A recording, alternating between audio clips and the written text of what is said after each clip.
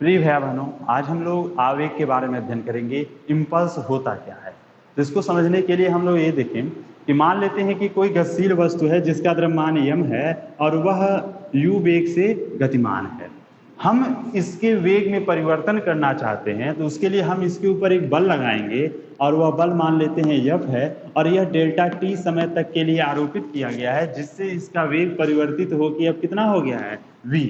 ठीक है, तो हम लोग न्यूटन का द्वितीय नियम लगा दें तो F बराबर एम ए, F बराबर एम ए है तो E का मान देखिए, E बराबर क्या होता है, वेग परिवर्तन बटा समय अंतराल, तो delta V upon delta T.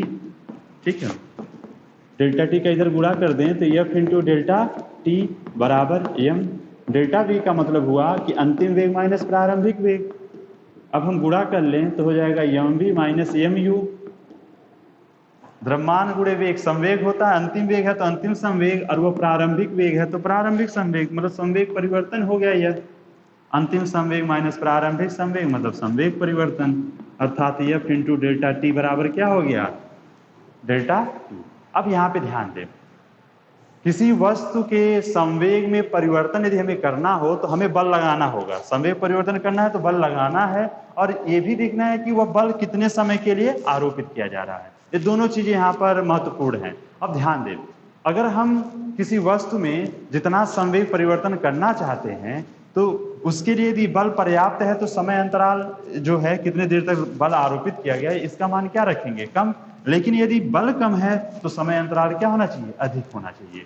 इस तरह से हम लोग किसी वस्तु की गतिक अवस्था में परिवर्तन के लिए सही अनुमान लगाने के लिए हमें बल और समय अंतराल दोनों का सही ज्ञान आवश्यक है। लेकिन कुछ ऐसी क्रियाएं होती हैं जहां पर हम लोग बल और समय का पृथक आकलन नहीं कर पाते हैं। जैसे जब कोई बल्लेबाज किसी गेंद को हिट करता है तो उस स्थिति में गेंद और बल्ले के बीच का जो संपर्क समय है वो काफी कम होता है, जिनका हम अलग अलग आकलन नहीं कर पाते हैं। तो ऐसी स्थिति में बल और जो समय अंतराल है, इसका जो गुणनफल है वह वस्तु का संवेग परिवर्तन है। देखिए, बल और समय का गुणनफल किसके बराबर है, संवेग परिवर्तन है। और यह एक ऐसी राशि है जिसका मापन संभव है, मतलब संवेग परिवर्तन का हम लोग मापन कर सकते हैं, और यह राशि दी हुई वस्तु पर बल के प्रभाव का अध्ययन करने के लिए भी यह पर्याप्त है। ठीक है, तो यह जो राशि है यह वस्तु की गतिक अवस्था में परिवर्तन के लिए उत्तरदायी भी है। इस तरह से इसको, यह जो राशि है इसको हम लोग आवेग कहते हैं, तथा इस प्रक्रिया में जो बल सम्मिलित है उसको हम आवेगी बल कहते हैं। अब ध्यान देंगे यहाँ पे, तो यह जो बल है यह केवल संवेग परिवर्तन पर ही नहीं निर्भर करता, बल्कि इस पे भी निर्भर करता है कि यह परिवर्तन कितने समय में हुआ है। ये समय पर भी निर्भर कर रहा है, ये सिर्फ बल पर ना निर्भर करके किस पे निर्भर कर रहा है, समय पर भी। इस तरह से ध्यान देंगे हम लोग कि किसी वस्तु पर आरोपित बल और वह समय अंतराल जिसमें वह वस्तु उस बल पर वो समय अंतराल जिसमें वह बल वस्तु पर क्रियाशील रहा हो, इनका जो गुणनफल है यही आवेग कहलाता है। ठीक है, मतलब F इंटू डेल्टा टी यह आवेग के बराबर होता है, जिसको हम लोग J से प्रदर्शित करते हैं। और समान रूप से हम कहेंगे तो ये जो आवेग है और संवेग परिवर्तन दोनों बराबर होते हैं, आवेग और संवेग परिवर्तन। क्योंकि देखिए इस समीकरण से F इंटू डेल्टा पी बराबर T बराबर डेल्टा पी और J बराबर F इंटू डेल्टा पी, दोनों को अगर हम इक्वेट करें तो J बराबर डेल्टा पी हो जाएगा। इस तरह से संवेग परिवर्तन आवेग के बराबर होता है। अब ध्यान देंगे हम लोग यहाँ पे, यदि ये जो आरोपित बल है, इस बल को देखें, अगर यह बल नियत है तो उस स्थिति में अगर हमको आवेग ज्ञात करना है तो सीधे बल गुणे समय कर देंगे। लेकिन यदि बल परिवर्ती है तो हम किस बल को लेंगे, प्रारंभिक बल मान लेते हैं कि 5 न्यूटन है, कुछ समय बाद बल हमारा लग जा रहा है 10 न्यूटन, फिर 11 न्यूटन, फिर 4, फिर 5, ऐसे वो समय के साथ वो बदल रहा है। तो पूरे समय अंतराल मान लेते टोटल यह 10 सेकंड तक ये बल लगा है, लेकिन हर क्षण यह बल क्या है, बदल रहा हो। उस स्थिति में हमें आवेग ज्ञात करना है तो सीधे हम बल का कौन सा मान लें, तो इसके लिए हम लोग क्या करते हैं, इंटीग्रेशन का उपयोग करते हैं। तो यह F इंटू डेल्टा टी 0 से लेकर t तक। ठीक है, तो हम लोग वहाँ पे करते क्या है कि समय अंतराल को छोटे छोटे भागों में बांट लेते हैं। तो सूक्ष्म समय अंतराल में लगने वाला जो बल है उस बल का गुणा करते हैं, फिर उसका इंटीग्रेशन करते हैं कहाँ से कहाँ तक, प्रारंभ से लेकर अंतिम समय तक। ठीक है, तो इस तरह से ध्यान देंगे हम लोग आवेग को प्राप्त कर सकते हैं। अब इस आवेग का जो दैनिक जीवन में जो उदाहरण है उस पे आते हैं। तो इसके दैनिक जीवन में कई सारे उदाहरण हैं, जैसे हम लोग बल्ले द्वारा गेंद को हम लोग चोट मारकर गेंद को बहुत दूर तक भेज देते हैं। पिंग पोंग गेंद है उसको हम लोग छड़ी के द्वारा उसको पाले में भेजते हैं। हथौड़े के द्वारा हम लोग कील को ठोकते हैं। ये सब चीज़ें हैं। इसी में हम लोग कुछ उदाहरणों को ले लें। जैसे एक हम लेते हैं कि जब हम ऊंचाई से कूदते हैं, तो हम लोग देखे होंगे कि जब हम ऊंचाई से कूदते हैं तो यदि नीचे अगर गद्दा है तो चोट कम लगती है, या हम लोग ऊंचाई से कूद रहे हैं पानी में, चोट कम लग रही है, लेकिन वही फर्श पे कूदते हैं तो चोट अधिक लगती है। ऐसा क्यों है? तो ध्यान देंगे कि जब हम कुछ ऊंचाई से पक्के फर्श पे कूदते हैं तो फर्श के द्वारा हमारे पैर पर दिए गया जो आवेग है, जिसके कारण हमारा संवेग एकाएक शून्य हो जाता है। देखिए हमारा अंतिम वेग क्या हो जाना है? 0। तो अगर हम यहीं पर देखें इस चीज को, या चलिए आप जानते हैं कि संवेग परिवर्तन बराबर क्या होता है? तो बल गुणे समय, और ये चीज बल गुणे समय किसके बराबर है?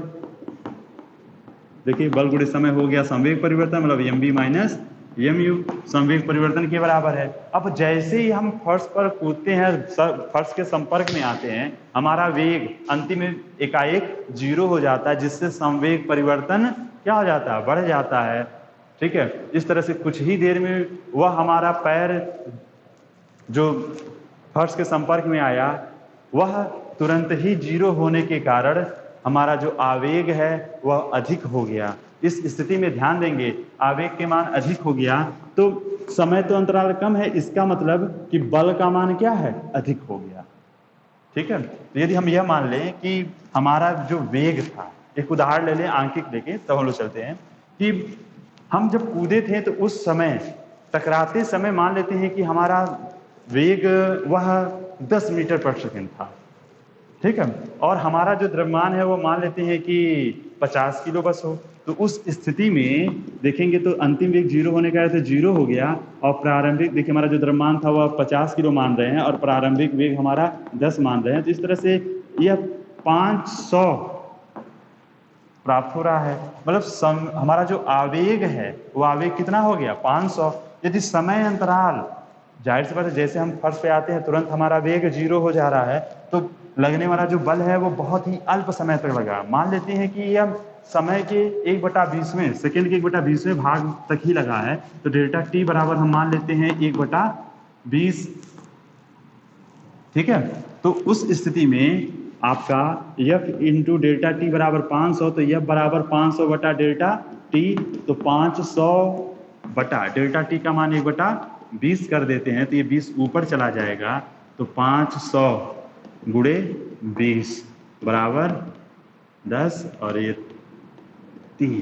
तो इस तरह से 10,000 न्यूटन का बल आरोपित हो गया।